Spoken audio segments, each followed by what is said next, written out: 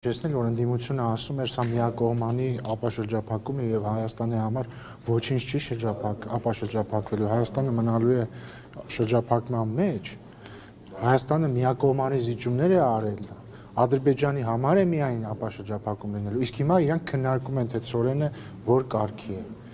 Սա կարծում եմ արդեն իսկ խոսուն է, իսկ ընդհանրապես Ցորենի մասնագետ ես չեմ եւ էկոնոմիկայի նախարարությանը հարցնեք, բայց ես չեմ կարծում, որ ինչ որ անհատ ձեռներից պիտի ուզենա ներգրի Ցորեն, որը իր նպատակին չի ծառայում։ Պարոն Բայրամովի հայտարարությունների հետ կապված մեծ հայտարարությունները Ռուսաստանի, ռուսաստանական Ցորենի մասին ինչ են ասում։ Նորմալ է, որակը բավարարում է իրանց։ Տեսնում եք ինչ լավ է։ Ունեք Ցորենի հետ կապված։ Պարոն Օպինյան Բայրամովի հայտարարությունների հետ կապված ծավալուն հայտարարություններ էր, հա, տվել։ Փաստորեն հիմնական մեխանն է, որ Նիկոլ Փաշինյանը ինչ որ փուլի կտրուկ, այսպես փոփոխությանը ենթարկել իր տեսակետը, հրաժարվել է բանակցություններ վարել ու ինչն էլ բերել է փակուղի ու արդյունքում ունենք այս ցավալի իրավիճակը, ինչն էլ հանգեցրել է պատերազմի։ Ու ավելին 19-ին ասած առաջարկներ են ներկայացել, որոնք մերժում են։ Դա ոչ միայն Ադրբեջանի արտաքին գործերի նախարարն է ասում, այլ Ռոբերտ Քոչյանը, Սերժ Սարգսյանը եւ Լևոն Տեր-Պետրոսյանը։ Եվ պետք է ասեմ, որ Ադրբեջանի արտգործնախարարը Ռոբերտ Քոչյանը, Սերժ Սարգսյանը եւ Լևոն Տեր-Պետրոսյանը սխալ են ասում, Հայաստանը պատերազմ չի հրահրել, Հայաստանը պատերազմ չի սկսել, Հայաստանը չի դադարեցրել բանակցային գործընթացը։ Բանակցությունները մեծ է վարել, ինչը հանգեցրել է։ Ես համաձայն չեմ Ջեյհուն Բայրամովի, Ռոբերտ Քոչյանի, Սերժ Սարգսյանի եւ Լևոն Տեր-Պետրոսյանի հետ։ Ես համաձայն չեմ նրանց վկայակոչած փաստերի հետ, որովհետեւ այդ փաստերը ճիշտ չեն։ Դրանք ճիշտ փաստեր չեն։ Արցախ Հայաստանը եւ վերջի ասել, որ զրոյական կետից է ասում։ Ռոբերտ Քոչյանը ասել է Արցախը Ղարաբաղը 88 թվականից մինչ օրս Հայաստանի մաս է։ Ըստ Ռոբերտ Քոչյանի եւ իր գործընկերների տրամաբանության ինքը պատերազմ է հրահրել։ Առաջարկ ուղարկվել է, բայց այդ առաջարկը ընթացք չի տվել։ 19 թվականին ինչ որ առաջարկ է եղել, որին Ադրբեջանը համաձայնվել է, իսկ Հայաստանը չի համաձայնվել։ 2019 թվականին չի եղել առաջարկ, որին Ադրբեջանը համաձայնվել է եւ Հայաստանը չի համաձայնվել։ Հարգելի գործընկերներ, նախ 1000 անգամ խոսել ենք, էլի, ես չզարմանում եմ, ոնց է ամեն անգամ գալիս հարց տալիս։ Ամեն անգամ թողեք խոսեմ։ Ամեն անգամ ինձ զարմացած հարցեր եք տալիս, ոնց որ 1000 անգամ չի խոսվել դրա մասին։ Ես էլ երբ որ, հա, հաստատում եք, շնորհակալություն։ Հիացած եմ ուղղակի։ Ընդհանրապես 2008 թվականից սկսած, երբ որ ընդունվեցին Մադրիդյան սկզբունքները, բոլոր առաջարկները նույն էության մեջ են եղել եւ Լևոն Տեր-Պետրոսյանը շատ լավ նկարագրել է ինչ է նշանակում Մադրիդյան սկզբունքները։ Նշանակում է Լեռնային Ղարաբաղի ինքնորոշում Ադրբեջանի կազմում, որովհետեւ երբ որ տարածքային ամբողջականության եւ ինքնորոշման սկզբունքները մեկտեղում է, ստացվում է ինքնորոշում Ադրբեջանի կազմում։ Դրանից հետո բոլոր առաջարկները, որոնց մի մասը իդեպ Ադրբեջանն է մերժել,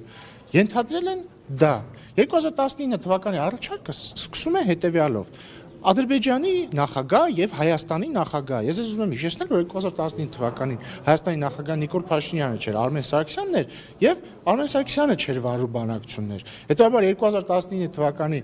փաստաթուղթը եղել է Սերժ Սարգսյանի նախագահության ավարտի դրությամբ ինչ որ հանրագումար, որը Հայաստանը չի մերժել։ Հայաստանը որևէ առաջարկ չի մերժել։ Բայց ընթացքը չի տեսնում։ Ինչ նշանակում է։ Իսկ 2016 մի վարքյան 2016 թվականի առաջարկների Սերժ Սարգսյանը ընթացք տվել է, կամ դրանից նախորդած որևէ առաջարկի ընթացք տրվել է։ Եվ մի կարևոր բան եմ, էլի ես ուզում ասել։ Ընդհանրապես բոլոր նախագահները նախկին այսպես կոչված ինչ են ասում։ Ասում են, այ որովհետև իրանցից երկուսը երբեք չեն ընտրվել նախագահ, մեկն էլ մի անգամ է ընտրվել, երկրորդ անգամ չի ընտրվել։ Այ դրա համար այսպես կոչված։ Ինչ են ասում։ Ասում են ամեն մեկը իր նախագահության տարիներին, էլի։ Այսպիսի հանճարեղ առաջարկներ կային, այսպիսի շատ լավ ծրագիր կար, այսպիսի շատ լավ ծրագիր կար։ Է շատ լավ, եթե այդքան լավ առաջարկներ կային, ինչի չեն իրագործվել այդ առաջարկները։ Մի վարքյան թողեք հարցին պատասխանեմ։ Հաջորդը իրականում Մադրիդյան սկզբունքներով ենթադրվող առաջարկները մենք պրակտիկայի մեջ իրականում տեսել ենք ախր։ Մենք տեսել ենք այդ առաջարկի ընդունումը, ինչ էր ենթադրում, որովհետև առնվազն 2010-ականներին հնչած բոլոր առաջարկները ենթադրել են ինչ, որ հայկական ուժերը դուրս են գալիս 7 շրջաններից, տարբեր վարիացիաներով, հա, բայց 7 շրջաններից Լեռնային Ղարաբաղում եւ Լաչինի Միչանսկի շուրջ առնվազն ռուս խաղապահներ են կանգնում եւ կարգավիճակի հարցին չի լինում անդրադարձ։ Այս իմ նշած ամեն ինչը նոյեմբերի 9-ի հայտարարությամբ տեղի է ունեցել։ Մենք արդեն տեսել ենք ինչ է լինում, երբ որ հայկական ուժերը դուրս են գալիս 7 շրջանների մի մասից, երբ որ մնում է Լաչինի Միչանսկ եւ Լեռնային Ղարաբաղ ռուս խաղապահների կանգնելով եւ տեսել ենք, որ դա որևէ կերպ ես հասկանում եմ, որ հրապարակ օրաթերթը մի քիչ խնդիրներ ունի, բայց մի ընդհատեք ինձ։ Ես խնդիրներ բացարձակ չունեմ, ու երբ որ ես պատասխանում եմ, մի ընդհատեք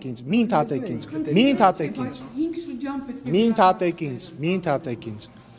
Եվ հետեւաբար մենք տեսել ենք, դե չշարունակեցի ուղղակի խնդիրներ ունի ինչի հետ, որովհետեւ փորձում են պահել բարեկրթության սահմանները։ Եվ մենք տեսել ենք, որ ոչ նոյեմբերի 9-ի հայտարարությունը եւ ռուս խաղապահների ներկայությունը Լեռնային Ղարաբաղում չի խանգարել, որպեսզի Ադրբեջանը 2023 թվականի սեպտեմբերին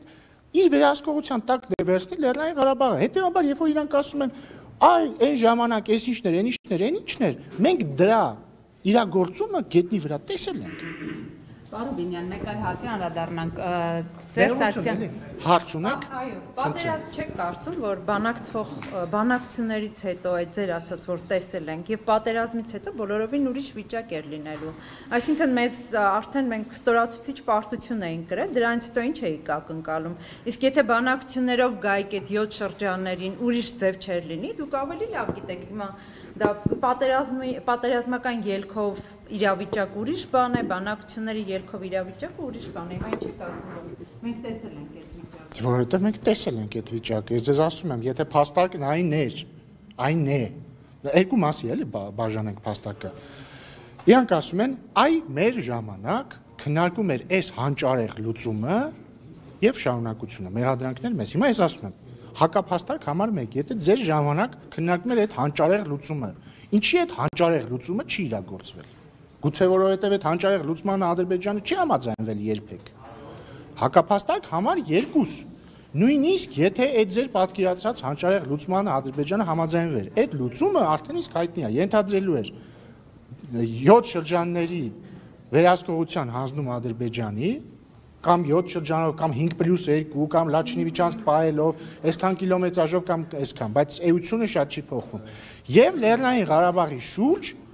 ռուս խաղապահ զորամիավորման տեղակայում։ Հիմա ասում եմ, մի պայմաններում, երբ որ Լեռնային Ղարաբաղի շուրջ ռուսական խաղապահ զորակազմի տեղակայում տեղի ունեցել էր եւ Լաչինի Միչանսկի շուրջ, Ադրբեջանը գրավել է Լեռնային Ղարաբաղը։ Հետևաբար իրենց պնդումը, որ տեսեք, այսպիսի հանճարեղ բան էր լինելու, նախ փաստ չի որ լինելու էր, երկրորդն էլ լինելու դեպքում մենք արդեն տեսել ենք դա ոնց հավատում։ Ժամանակ Ռուսաստանի հետ հարաբերությունները այնքան փչացած չէին, որքան օրինակ պատերազմից հետո, երբ որ հակառուսական նոտաներ էին։ Ինչ հակառուսական նոտա։ Ինչ հակառուսական։ Սերժ Սարգսյանի հարցազրույցները։ Սերժ Սարգսյանի հարցազրույցը ես կներեք, ես մազոխիստ չեմ Սերժ Սարգսյանի հարցազրույցը դնեմ 7 ժամ նաև։ Չէ, դուք գոնե փող եք ստանում դրա համար, լրագրող եք, դա ձեր գործն է։ Ով է ասում, ես վստահ չեմ։ Ժամը 6-ից գրոհեց Facebook-ում։ Դե հիմա անպայման չի նայել դրա համար,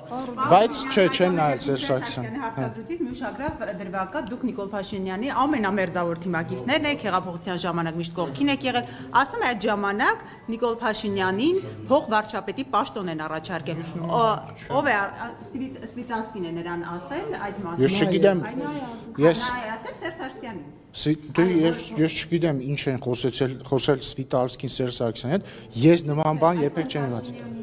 Նիկոլ Փաշինյանի հետ զրուցել է եւ Փաշինյանը Սվիտալսկին այդ մասին ասել է։ Ես նման տեղեկություն չունեմ։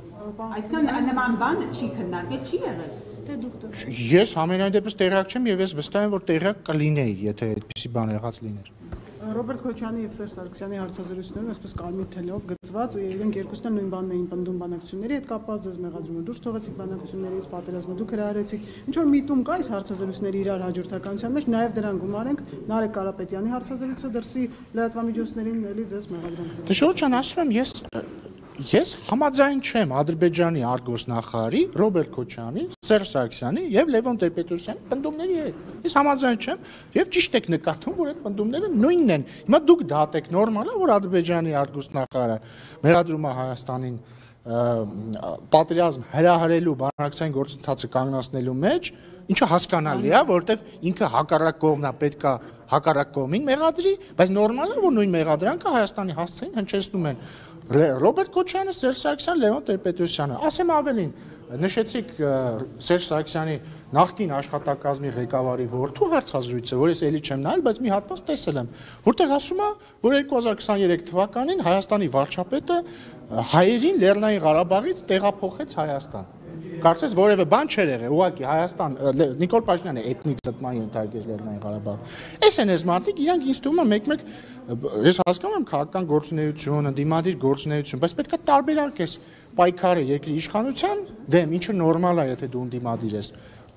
պայքարից քո պետության դեմ։ Պարոն Ռուբինյան, մի րոպե կներեք, էլի Բայրամովը ասում էր, որ այդ իրավիճակում այդ շրջանում իրենք փաստեր են հավաքել եւ միջազգային հանրությանն են ներկայացրել այդ փաստերը, մասնավորապես նշում էր Նիկոլ Փաշինյանի հայտարարությունը Արցախը Հայաստանը եւ վերջ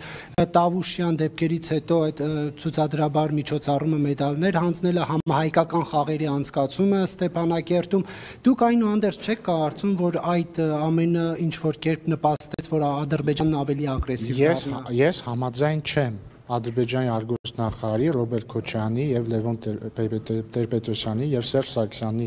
պնդումների հետ, որ Հայաստանը հրահրել է պատերազմից, դրանց հետ համաձայն չեմ։ Ես համաձայն չեմ Ադրբեջանի արտգործնախարարի եւ Ռոբերտ Քոչյանի այն պնդման հետ, թե իբր 2020 թվականին Հայաստանը Տավուշում հուլիսին սահմանային պրովոկացիա է դիմել։ Ես համաձայն չեմ Ռոբերտ Քոչյանի եւ պարոն Բայրամովի միջև այդպես է ասել։ Ու մի կողքից բան արեք, մեկնաբանեք իմ ասածները։ Հաջորդը ես կարծում եմ պատճառը, որ Ադրբեջանը սանձազերծեց պատերազմ 44 օրյա հետեւյալի մեջ է։ Այն տարիներին, երբ որ պետք էր Հայաստանի ռազմական բյուջեն մեծացնել, որպեսզի հարաբերակցությունը Ադրբեջանի հետ ռազմական բյուջեից 1/1-ից չդառնա 1/5-ին 2008 թվականի դրությամբ, պետք էր այդ տարիները օգտագործել Հայաստանի ռազմական բյուջեն մեծացնելու համար, ոչ թե Ռոբերտ Քոչյանի ընտանեկան բյուջեն մեծացնելու համար, կամ Սերժ Սարգսյանի ընտանեկան բյուջեն մեծացնելու համար, եւ այսպես շարունակ։ Այդ է պատճառը եղել 44 օրյա պատերազմի, երբ որ բալանսը այնպես էին խախտել, որ չկար զսպիչ հանգամանք։ Շատ բարձ։ Ինչ?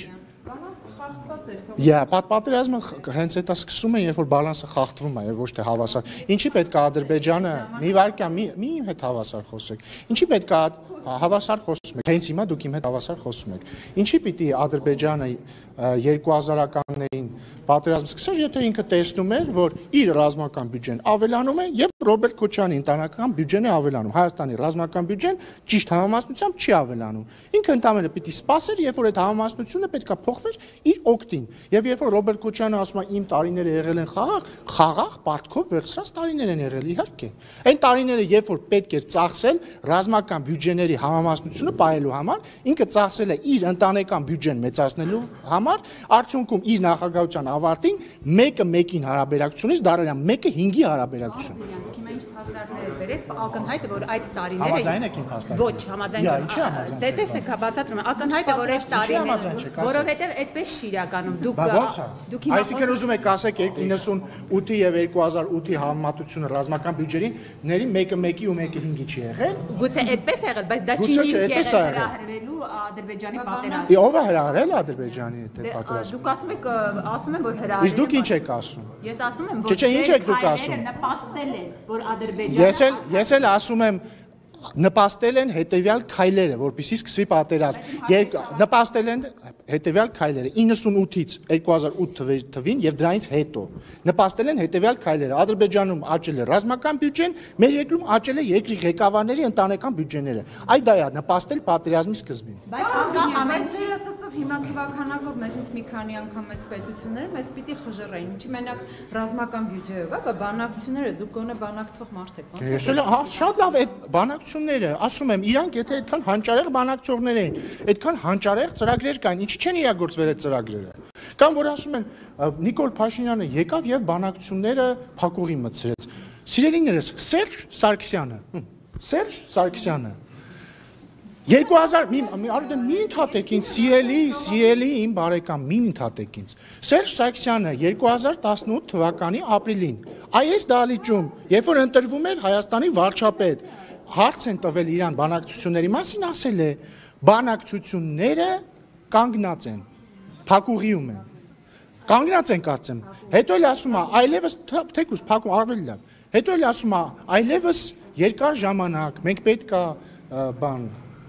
Բառացի չեմ հիշում, բայց ձեր գործն է, էլի գտնեք էցի։ Դա ասում եմ, մի խոսքով պետքա հույս չունենանք, որ չի լինելու բախում, այդպես մի բան։ Հարցազրույց օրինակ լինեք, տեսնենք, ասում է, որ շատ հաճախ է։ Դե գուցե դե հիմա գուցե տարբեր մարդիկ տարբեր ձև արդարացնում են իրանց իշխանության օրոք գործած սխալները, մեղքերը եւ այլն։ Փաշինյանի մասին վարչապետի հայտարարությունից հետո ձեր նիմախոստները ենթադրում են, որ զիջումներ կլինեն, ասենք։ Դե մի քիչ աբսուրդային է, հա։ Ձեր կարծիքով այդպիսի հնարավորություն կարող է լինել, որ զիջումներ լինել եւ մենք դրա դեմ չկարողանանք ապրել։ Մի քիչ աբսուրդային են մեր ընդդիմադիր գործընկերների քննարկումները, որովհետեւ երբ որ վարչապետ Փաշինյանը չի խոսում մեր օկուպացված տարածքների վերադարձի մասին, չնայած ինքը միշտ է խոսում է, բայց ասենք թե 3 օր չի խոսում։ Ասում են, ահա, ինչու նա չի խոսում մեր օկուպացված տարածքների վերադարձի մասին։ Երբ որ ասում են մենք պետք է վերադարձնենք մեր օկուպացված տարածքները, այդ թվում Արցախը, ասում են, այսինչ է, ուրեմն զիջումների անեն։ Հիմա, ինչ վերաբերում է անկլավային հարցերին, դրանք պետք է որոշվեն սահմանազատման հանձնաժողովների աշխատանքի շրջանակներում։ Սահմանազատման հանձնաժողովները ընդունել են աշխատակարգ, որը նաև մեր կողմից օրինակ վավերացվել է ազգային ժողովում, իրենց կողմից իրենց համապատասխան ներպետական ընթացակարգերով վավերացվել է։ Դա ինչ է ենթադրում, ըստ այդ աշխատակարգի սահմանազատման հանձնաժողովների աշխատանքը ինչ է ենթադրում, որ իրենք պետք է բնականաբար իրավական հիմքերը դնեն, իրար առաջ քննարկեն, կատի ունեմ ամբողջ սահմանազատման համար, տարբեր հատվածների, տարբեր թողեք ավարտեմ։ Սահմանազատման հանձնաժողովում կողմերը պետք է դնեն տարբեր հատվածների վերաբերյալ իրենց ունեցած քարտեզագրական իրավական հիմքերը եւ այլն եւ այլն։ Իրականացնեն սահմանազատում, ստորագրեն վերջում սահմանազատման բաները, պրոտոկոլները, այսպես կոչված։ Ամենավերջում նաև պետքա պայմանագիր, երբ որ ավարտեն սահմանազատման գործընթացը, պետքա միանց հետ պայմանագիր կնքեն դելիմիտացիայի վերաբերյալ։ Հաստատ մինչև ընտրությունները չի լինի, որովհետև դա երկար աշխատանք է։ Նաև սահմանազատման գործընթացը հնարավորություն տալիս է տարածքների փոխանակում անելու, բայց եթե օրինակ տարածքների փոխանակում չի լինում, հանրաքվեի պահանջ չկա, որպեսզի օրինակ պայմանագիրը սահմանազատման վերաբերյալ ստորագրվի եւ ավերացվի։ Եթե ընթացքում որոշվի ինչ-որ տարածքներ փոխանակել, այդ դեպքում արդեն հանրաքվեով է լինում։ Հիմա որևէ նորություն չկա այդ հարցերով, այսինքն սահմանազատման հանձնաժողովի հանդիպում այս վերջին շրջանում չի եղել եւ նոր զարգացումներ չկան։ Արցվաշենի թեման ծագել է այն պահից, երբ որ Արցվաշենը օկուպացվել է։ Ինչ աշակում հանձնել։ Գրավել են։ Գրավել են։ Ես ու դուք ես Արցվաշենում եմ այդ օրը։ Ես այդ օրը, բայց բան չէ, վստահ չեմ, խոսել գիտեի, թե չգիտեի։ Դրա համար ես այդքան լավ չեմ հիշում։ Դե տապեցուն կամ մի քիչ էլ։ Ինչ։ Կանգնած չի, բայց նկատի ունեմ նոր, կանգնած չի, բայց նոր հանդիպում դեռ տեղի չի ունեցել, կունենա որևէ խնդիր չկա, այսինքն ինքը իր հունով գնում է։ Այլ կերպ ասած, որպեսզի հստակ լինենք,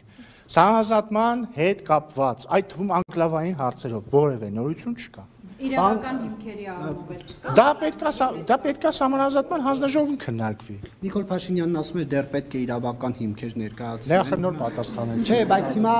այլ հարցեր կա։ Նորություն այլ մի րոպե, Ռուզան մի րոպե։ Հիմա երբ որ վարչապետը խոսույթ է փոխել։ Ինչով է խոսույթ փոխել։ Նախկինում գոնե ասում էր պետք է իրավական հիմքեր կազմել, հիմա չի ասում։ Չէ, որովհետև դա ակնհայտ է, որ պետք է տեղի ունենա սահմանազատման հանձնաժողովում։ Սահմանազատման հանձնաժողովում չի կարող սահմանազատվել սահմանի անգամ 1 սանտիմետր առանց համապատասխան իրավական հիմքերի։ Արծվաշենի մասին է խոսել վարչապետը, մենք Արծվաշենի իրավական հիմքերի վերաբերյալ որևէ կասկած չունենք։ Հիմա նաև այսպիսի բաներ կան, կարծիքներ կան, մի րոպե, ասում են Արծվաշենը որևէ ռազմավարական նշանակություն չունի, այնինչ, բայց այն Ժորժ ջան, Արծվաշենը մեր տարածքն է, հասկանում եք, ես սահմանադրորեն պարտավորված եմ խոսել Արծվաշենի վերադարձի անհրաժեշտության մասին, որովհետև դա մեր տարածքն է։ Մեր տարածքն է, չեմ կարող չխոսել Արծվաշենի մասին, սրա մասին է խոսքը։ Ընդ որ ոչ միայն Արծվաշենի, Ջերմուկի հատվածի տարածքների մասին, Սյունիքում հատվածներ կան, Տավուշում հատվածներ կան։ Պարզապես կներեք, այն անկլավների մասին, որ խոսում են, պարոն Ռուբինյան, ասում են, որ եթե դա անցնեն Ադրբեջան, մենք ճանապարհների ենթակառուցվածքների խնդիրներ ենք ունենալու։ Ես էլ ասում եմ, որ այդ հարցերը ենթակա են քննարկման սահմանազատման հանձնաժողովում եւ այդ հարցերի հետ կապված արդեն երբ որ սահմանազատումը հասնի դրան այդ հարցերին արդեն կողմերը կորոշեն այդ հարցին ոնց անդրադառնան տեսականորեն եթե փոխանակման որոշում լինի ընդհանրապես որևէ սահմանային որևէ հատվածի հետ դա հնարավոր է անել միայն հանրակրվեով Կներեք, բայց մենք մի փորձ տեսանք, որ Կիրանցի հատվածում հնարավոր չեղավ ճանապարհի հետ կապված այնպիսի որոշում կայացնել, որ գոնե ճանապարհը մնա Հայաստանին, այդ գյուղին եւ նոր ճանապարհ կարողացել։ Որովհետեւ այդ կոնկրետ այդ կետում որոշում չկար տարածքային փոխանակման։ Բայց իդեպ եթե այդ ժամանակ էլ լիներ, պետք է հանրակրվե լիներ։ Նիկոլ Փաշինյանը գրառում էր արել, որ մինչև տարեվերջ առաջարկների մասին փաստաթղթերը կհրապարակի եւ ասել էր, կարծես թե սպառնացել էր Սերժ Սարգսյանին, որ նաեւ մի նամակ է հրապարակել։ Դուք տեղյակ եք ինչ նամակի մասին է, որովհետեւ դուք նաեւ փող արտգործ նախարար եղել։ Գուցե տեղյակ եք ինչ փաստաթղթի նամակի մասին է։ Ես ինչ որ նամակներ տեսել եմ Սերժ Սարգսյանի գրած, բայց չգիտեմ վարչապետը որ նամակի է դες։ Չէ, նկատի ունեմ բանակցային գործընթացում տարբեր երկրների ղեկավարներին ուղղված նամակներ տեսել եմ, բայց ես չգիտեմ ինչի մասին է խոսքը։ Սոցիալական դրամաբանություն կա։ Նարեկ ջան, լավ է։ Ոնց կարող է Սերժ Սարգսյանը ոնց կարող է զիջողական լինել։ Ոչ Սարգսյանը, Ռոբերտ Քոչարյանը, Տեր-Պետրոսյանը իրենք ուղակի բաներ են, չէ, քաջարի մարտիկներ են եղել, ինչ զիջողական։ Հայկական է։ Փաստը դա է։ Իրենց տարիներին 20 տարի Արցախը հայկական է եղել։ Դուք հիմա ինչ պարզաբանում եք բերեք, պարոն Ռուբինյան։ Ձեր տարիներն Արցախը ադրբեջանական դարձավ։ Նախ ես առաջարկում եմ, ոչ թե դուք իմ հետ բանավիճ եք։ Չէ, դա էսի բանավիճ է։ Բայց բանավիճ է, բայց դեմ չեմ։ Ես ձեր հետ բանավիճ եմ, խնդիր չեմ տեսնում։ Բայց առաջարկում եմ, ոչ թե դուք իմ հետ բանավիճ եք։ Այ Ռոբերտ Քոչյանը թող գնա Նիկոլ Փաշինյանի հետ բանավիճի։ Ինչ վատ։ Ինչի ենք միջնորդավորված բանավիճում Ռոբերտ Քոչյանի հետ։ Կարող եք ինձ բացած։ Մի խնդրում եմ, էլի դուք որևէ մեկի խոսնակը չեք, խնդրում եմ, մի ընդհատեք ինձ, Աստծո սիրուն։ Տեսեք, թող ինչ ենք միջնորդավոր, օրինակ ինչի եք դուք Քոչյանի թեզը, ընդ որում որևէ ուշադրություն դարձ։ Մի վարքյան էլի, մի վարքյան։ Ասում ինչի եք դուք Քոչյանի թեզը հիմա ինձ փոխանցում, որ ես այդ թեզին հակափաստարկ բերեմ։ Ես առաջարկում եմ հետեւյալը. եկեք միջնորդներին արանքից անենք ամենայն հարգանքով ձեր հանդեպ։ Եվ իմ հանդեպ էլ ես էլ Չէ, ես առաջարկում եմ մեր գործը հեշտացնել։ Թող Ռոբերտ Քոչյանը բանավիճի Նիկոլ Փաշինյանի հետ։ Հասկանում եք, պարզ բան եմ ասում։ Իդեպ, ուր է փայլակը։ Գնաց փայլակը, ափսոս։ Լավ չեմ ասել, ուրեմն ինչ ուզում եմ ասել։ Եվ հաջորդը, որը կերկին վերադառնում եմ հետևյալին, երբ որ Արցախը հայկական էր, երբ որ Լեռնային, իսկ ինչ է դա նշանակում, երբ որ Լեռնային Ղարաբաղում ապրում էին հայեր։ Մենք առաջարկում ենք ճանապարհ, երբ որ մենք հայտարարեցինք, որ նշաձողը պետք է իջեցնել, այդ թվում Քոչյան Ռոբերտը, Սերժ Սարգսյանը, մյուսները, Դաշնակցությունը, Լեռնային Ղարաբաղում իրանց այդ աֆիլացված ուժերը մեզ դատապարտում էին դավաճանականության մեջ եւ այս ինչի մեջ, այն ինչի մեջ։ Իրանք արդյունքում ինչ արեցին։ Իրանք եւ իրանց հետ ասոցիացված ուժերը, այդ թվում Լեռնային Ղարաբաղում Դաշնակցությունը, այնպես արեցին, որ Արայիկ Հարությունյանը հրաժարական տա, ընտրեցին նախագահ Լեռնային Ղարաբաղում, ստեղ Երևանում հանրահավաք էին անում, Նարեկը մոտեցավ առնվազն Քոչյանի, Սարգսյանի չեմ հիշում, մոտեցավ թե չէ։ Ասեց ինչ կարծիքի եք Լեռնային Ղարաբաղում տեղի ունեցածի մասին։ Ասեցին շատ լավ է, հուսով ենք նույնը Հայաստանում կլինի։ Հայկ Մամիջյանը այստեղ ազգային ժողովում էր ասում էր եւ կհնչի զանգը, ինչ որ մի բան կլինի։ Ու ընդամենը օրեր անց Լեռնային Ղարաբաղը հայաթափվեց։ Հասկանում եք։ Հիմա դուք ուզում եք սրա մասին օրինակ մի օր հարցնեք, որ խնդրեմ ինչ որ մեկը ձեզնից Սերժ Սարգսյանին կամ Ռոբերտ Քոչարյանին կհարցնի, պարոն Քոչարյան, պարոն Սարգսյան, այդ 2023 թվականի ամառը, որ օպերայում Ազատության հրապարակում հարավակ էիք անում, ասում եք շատ լավ է այն ինչ տեղի ունենում Լեռնային Ղարաբաղում, հուսով ենք նույնը Հայաստանում տեղի կունենա։ Մանուկյանն Հայկն էլ ասում է շուտով կհնչի զանգը, ու դրանից մի քանի օր հետո Լեռնային Ղարաբաղ հայաթափվեց։ Իրանք ի՞նչ նկատի ունեին։ Ես իրենց փաստաբանը չեմ, պարոն Ռուբինյան։ Դե եթե իրանք 10-15 օրվա իշխանությունը չէր կարող հանգեցնել Արցախի հայաթափմանը։ Ուրեմն նույն անալոգիայով, եթե 10-15 օրվա իշխանությունը չէր կարող հանգեցնել Լեռնային Ղարաբաղի հայաթափմանը, այդ ո՞նց են իրանք 30 տարի երկիրը կառավարելուց հետո, երբ որ մի իրավիճակ, երբ որ հավասար ռազմական բյուջեն այնց են անում, որ մի քանի անգամ Ադրբեջանի ռազմական բյուջեն աճում է, ու դրանից հետո մենք գալիս ենք իշխանության 1.5 տարվա մեջ, այսինքն այդ նույն անալոգիայով մենք մեղավոր ենք, որ պատերազմը սկսել, բայց իրանք մեղավոր չեն։ Եթե այլ հարցեր չունեն։ Ասում է, որ պատերազմի օրերին ինքը եկել է Արցախ եւ ուզեցել է հանդիպի Արեգ Հարությունյանի հետ, բայց նա չի ցանկացել հանդիպել, ասել Նիկոլ Փաշինյանին չկուտի։ Բայց որտեղ հետաքրքիր, սկսենք նրանից, որովհետեւ Արայիկ Հարությունյանը ազատության մեջ չի, որ իմանանք ինքը դա հաստատում է թե չէ։ Ես ինչ իմանամ իրանք իրար հետ ինչ են խոսում, բայց ես ինչ իմանամ իրանք դες բան խոսել են թե չէ։ Դու ինքը ասում է ես այս մարդու հետ խոսել եմ սա, ես ինչ իմանամ ճիշտ ասում թե չէ։ Այլ հարցեր կան։ Ռոբերտ Քոչարյանը անընդհատ խոսում սպառված փաստաթղթի մասին, հա, նոյեմբերի 9-ի, որի ժամկետը արդեն Չգիտեմ, երևի ուզում է խոսա, չգիտեմ։ Եթե այլ հարցեր, դուք վերջին հարցը։ Հանրային համերաշխությունն է վերականգնելու, որովհետև ձեր իշխանությունը իր բառերով ասած Նիկոլ Փաշինյանը չար է եւ կոնֆլիկտ։ Դե Ռոբերտ Քոչարյանի իշխանության եղած վերջին օրերին հանրային համերաշխությունը, եթե ինքը պատկերացնում է, այսինքն հիշենք Ռոբերտ Քոչարյանի իշխանության վերջին օրերը, 10 զոհ Երևանի փողոցում, տանկեր Երևանի փողոցներում։ Դա է հանրային համերաշխությունը։ Թե ասենք այն որ Պապլավոկ էր ինքը գնում, դրանից մի քանի ժամ հետո այդտեղ մարդ էր սպանվում, դա է հանրային համերաշխությունը։ Գիտեք, բանը, գիտեք, այդ ժամանակ ես հիշում եմ Առավոտ թերթում Արամ Աբրահամյանը գլխավոր խմբագիր, այն ժամանակ էլ էր գլխավոր խմբագիր, չեմ թե հիշում թերթում էր գրել, թե ուրիշ տեղ էր ասել, ասում է հումոր էր էլի արել, որ այսօր Ռոբերտ Քոչարյանը այցելել է ազգային պատկերասրահ, զոհեր չկան։ Մա այդ է իր համերաշխությունը։ Գիտեք ինչ են գրում Նիկոլ Փաշինյանի ավտոշարասյունն անցավ զոհեր չկան։ Ո՞վ է գրում։ Էլի Facebook։ Ով։ Ես օրինակ հաղում արեցի ով է գրել, ով է գրում։ Կգտնեմ ստատուսը։ Դե գտեք ինձ ուղարկեք, շնորհակալություն։